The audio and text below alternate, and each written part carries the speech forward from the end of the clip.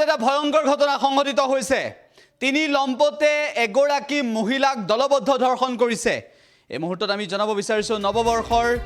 প্ৰথম কেইটা দিনতে কেইবাটাও ভয়ংকৰ ঘটনাৰ খবৰ পোহৰলৈ আহিছে আৰু প্ৰথমটো দিনত এই ঘটনা সংঘটিত হৈছিল আজি সকলোবোৰ তথ্য পোহৰলৈ আহিছে নৱবৰ্ষৰ প্ৰথম দিনটোতে এই ভয়ংকৰ ঘটনা সংঘটিত হৈছিল উল্লেখ্য যে বিয়লি প্ৰায় 3 বজাত গা ধুবলৈ বুলি গৈ ঘৰৰ পৰা 500 মিটাৰ মান দূৰত থকা বেউৰা নদীলৈ গৈছিল মহিলাগৰাকী কিন্তু দুৰ্ভাগ্যজনক বিষয় হৈছে যে সেই মহিলাগৰাকী উভতি অহা নাছিল সন্ধিয়াৰ ভাগত যেতিয়া পৰিয়ালৰ লোকে খবৰ কৰিছিল তেতিয়া মুমূৰ্ষ অৱস্থাত নদীৰ কাষত পৰি থকা পাইছিল মহিলাগৰাকীক অত্যন্ত ভয়ংকৰ ঘটনা সংঘটিত হৈছে ৰাজ্যত শিশিবৰ্গত জঘন্য ঘটনা সংঘটিত হৈছে এগৰাকী মহিলাক দলবদ্ধ ধৰ্ষণ কৰিছে এগৰাকী মহিলাক দলবদ্ধ ধৰ্ষণ কৰি মুমূৰ্ষ অৱস্থাত পেলাই থৈ গৈছে তিনিটা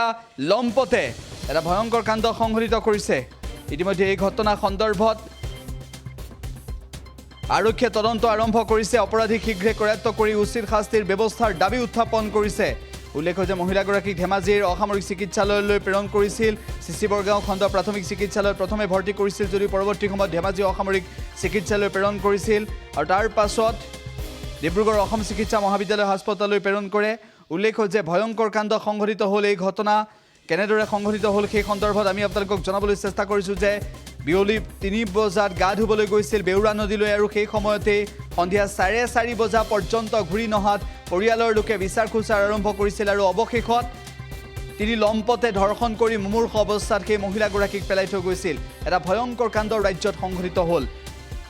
পৰিয়ালৰ লোকৰ মন্তব্য আছে সেই মন্তব্য আমি শুনাব বিচাৰিছোঁ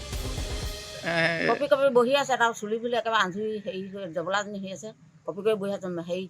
মেখেলা এই তলত লাগি আছে তাৰপৰা মই কৈছোঁ এতিয়ালৈকে যোৱা নাই কেলৈ গাটো ধোৱাই নাই গা ধুবলৈ গৈছিলে মা মই মৰিলো বুলি কৈছোঁ মই তেতিয়া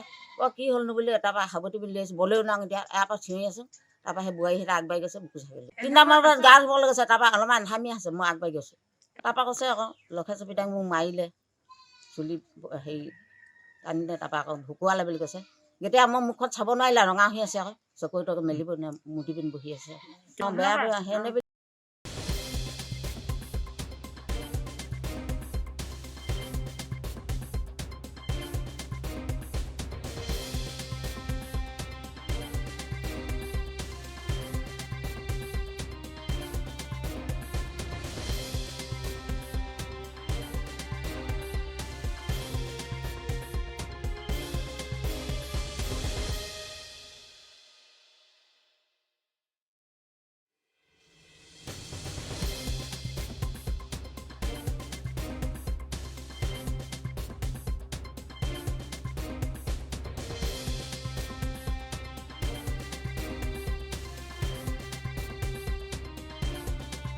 কপি কপি বহি আছে তাৰ চুলি বুলি একেবাৰে আঁধুৰি হেৰি জবলাজনী হৈ আছে কপি কৰি বহি আছে হেৰি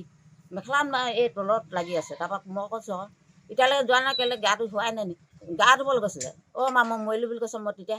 কি হ'লনো বুলি তাৰপৰা সাৱটি বুলি আহিছোঁ বলেও নাওঁ এতিয়া ইয়াৰ পৰা চিঞৰি আছোঁ তাৰপৰা সেই বোৱাৰী